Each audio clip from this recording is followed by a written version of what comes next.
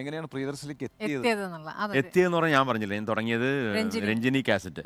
ഒരുപാട് കാസറ്റ് നമ്മൾക്ക് വർക്ക് ചെയ്യുന്നത് രഞ്ജിനിയായിട്ടാണ് ഞങ്ങൾ കൂടുതലും സ്ഥിരമായിട്ട് ഇങ്ങനെ വർക്ക് ചെയ്തുകൊണ്ടിരുന്നത്. അത് ഞങ്ങൾ ചെയ്തിരുന്ന ഓണപ്പാട്ടുകൾ പ്രത്യേകിച്ചും പ്രിയദർശൻ അത് സ്പെഷ്യലായിട്ട് കേൾക്കുമായിരുന്നു. അപ്പോൾ അതിൽപ്പെട്ടൊരു പാട്ടാണ് കറുത്ത പെണ്ണ്. ഞങ്ങൾ 1-2 പ്രാവശ്യം കണ്ടപ്പോഴും പ്രിയദർശൻ പറഞ്ഞ് നമ്മൾക്ക് യോജിച്ച് പോകാവുന്നൊരു സിനിമ വരികയാണെങ്കിൽ നമ്മൾ കൂടാട്ടാന്ന് പറഞ്ഞു. അപ്പോൾ ഞാനിങ്ങനെ ജ്യേഷ്ഠനോട് പറയായിരുന്നു, ഇങ്ങനെ പ്രിയൻ ഇങ്ങനെ പറയുന്നുണ്ട് പറഞ്ഞ്. അവിടെ അന്ന് ദേവരായ മാഷും ദക്ഷിണാമൂർത്തി സ്വാമിയും എല്ലാ ലെജൻസും മദ്രാസിൽ നിൽക്കണം. നമ്മളിവിടെ സർക്കാർ ജോലിയായിട്ട് നിന്ന് നടക്കണം. അവിടെ നിന്ന് മദ്രാസിൽ നിന്ന് ഒരാളോട് ഇത്രയും വലിയ ബ്രഹ്മാണ്ഡ പാടത്തിൽ ഇത്രയും വലിയൊരു പേര് കേട്ട ഒരു സംവിധായകൻ. ഞാൻ ജ്യേഷ്ഠൻ KSRTC. അപ്പൊ അതുകൊണ്ട് ഇതൊന്നും വെറുതെ പറയാന്ന് മാത്രമേ ഉള്ളൂ. കാണുമ്പോൾ ഒരു തമാശക്ക് പറഞ്ഞത് മാത്രമേ ഉള്ളൂ. അതൊന്നും നമുക്ക് കാര്യമൊക്കെ വേണ്ട, നമുക്ക് നമ്മുടെ ജോലിയായിട്ട് പോകാമെന്നിങ്ങനെ പറയും. എനിക്കാണെങ്കിൽ അന്ന് സ്വന്തം ഒരു ട്രൂപ്പും ഉണ്ട്, കൊച്ചിൻ മെലഡീസ് ഉണ്ട്, ഗാനമേള. അപ്പോൾ നല്ല തിരക്കാണ്. അപ്പോൾ അങ്ങനെ ഞാൻ നടക്കുമ്പോഴത്തേക്കുമാണ് സത്യം പറഞ്ഞിട്ടുണ്ടെങ്കിൽ പെട്ടെന്ന് MG ശ്രീകുമാർ വിളിക്കുന്നത്. അപ്പോൾ എനിക്കും ജോലിയുടെ ചില ടെൻഷൻസൊക്കെ ഉണ്ടായിരുന്നു, എൻ്റെ KSFB ജോലിയുടെ. അപ്പോൾ ഞാൻ ആദ്യം എനിക്ക് വരാൻ സിനിമയെന്ന് പറഞ്ഞതല്ല വിളിച്ചത്, വെറുതെ വന്ന് BTH വന്ന് കുറച്ച് പാട്ടൊക്കെ പാടി 1 മണിക്കൂർ കഴിഞ്ഞിട്ട് ജോലിക്ക് പോയിക്കോന്നാണ് പറഞ്ഞത്. അപ്പം ഞാനപ്പോൾ ജോലിക്ക് പോണേ വേറെ നേരെ തിരിച്ച്.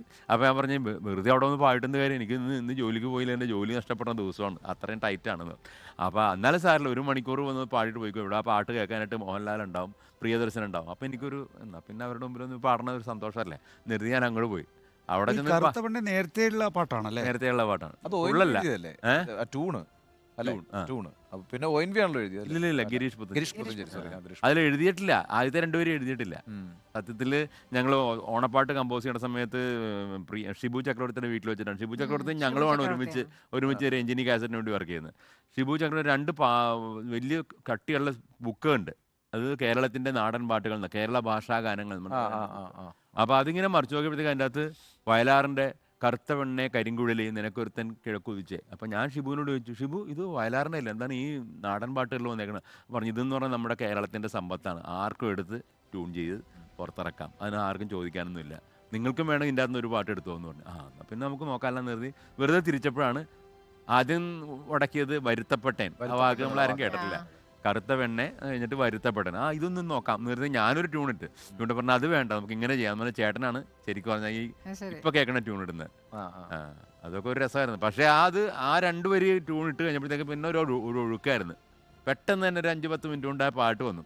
പക്ഷേ പ്രിയദർശൻ പറഞ്ഞ് ഈ പാട്ടൊന്ന് പാടിക്കേ എന്ന് പറഞ്ഞു. അപ്പോൾ എനിക്കൊരു ചെറിയ സംശയമുണ്ട്, ഇതെന്തും സീരിയസ് ആയിട്ടുള്ള ഒരു കാര്യമായിട്ടാണ് തോന്നുന്നത്. ഇത് സിനിമയ്ക്ക് വേണ്ടിയുള്ള കമ്പോസിങ്, ഞാൻ ഇത്ര വലിയ പടത്തിൻ്റെ കമ്പോസിംഗ് ആണെന്ന് പറഞ്ഞാൽ അന്നേ പേടിച്ച് പോയേനെ. ഇതൊരു തമാശ എന്നുള്ള ലെവലിലാണ് ഞങ്ങൾ നിലാപ്പൊങ്കൽ ആദ്യം കഴിഞ്ഞത്.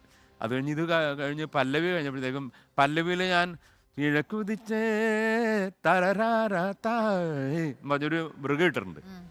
അപ്പോൾ എന്നോട് പ്രിയൻ അത്ര നേരം നല്ല മോഹൻലാലിനെ എനിക്ക് മുമ്പിൽ കാണാം ഈ പാട്ട് കേൾക്കുമ്പോൾ എന്നൊക്കെ പറഞ്ഞാൽ അതൊന്നുകൂടി പാടിക്കുക. അപ്പോൾ ഞാൻ ഒന്നുകൂടി പാടി. ഇതാരാ പാടാൻ പോണം? MG ശ്രീകുമാർ. അപ്പോൾ അടുത്ത് തന്നെ ഇപ്പം ഉണ്ട്. ഇയാളെ അസലായിട്ട് പാടുക ലൈനൊക്കെ എന്ന് പറയും. ഇയാളെ മാത്രം പാടിയാൽ എനിക്കും പാടണ്ടേ എന്ന് പറയും. ഞാൻ മാത്രമല്ല, കേരളത്തിലുള്ള എല്ലാവരും പാടണം. അപ്പോൾ അങ്ങനെ ഒന്ന് മാറ്റിക്കുന്നത് സിമ്പിളായിട്ട്. അന്ന് അദ്ദേഹം ഒരു വാക്ക് അത് കഴിഞ്ഞ് പിന്നെയും പറയുമായിരുന്നു, സിമ്പിൾ, അട്രാക്റ്റീവ് ആൻഡ് നോവൽ. അത് ഭയങ്കര ബുദ്ധിമുട്ടാണ്. ഏറ്റവും സിമ്പിളായിട്ട് എന്നാൽ അട്രാക്റ്റീവായിട്ട് പുതുമയുള്ളൊരു ട്യൂൺ ഉണ്ടാക്കുക എന്ന് പറഞ്ഞാൽ അതാണ് ഭയങ്കര ബുദ്ധിമുട്ട്. അങ്ങനെയുള്ളൊരു ട്യൂൺ കിട്ടിയാൽ അത് ഏത് കൊച്ചുകുട്ടിക്കും പാടാം, എത്ര വയസ്സുള്ളവർക്കും പാടാം, എല്ലാവർക്കും ജനകീയമായൊരു ട്യൂണാണ്. മകനെ കൂടി ഒന്ന് പ്രേക്ഷകർക്ക്. അതെ, മകനിങ്ങനെ കേട്ടുകൊണ്ടിരിക്കുക മാത്രമാണ് അല്ലേ, അതുകൊണ്ട് മകനെ പരിചയപ്പെടുത്തുന്നുണ്ട്. മക്കൾക്കൊക്കെ സംഗീതമായിട്ട് ബന്ധപ്പെട്ട പേരുകൾ തന്നെയാണല്ലേ?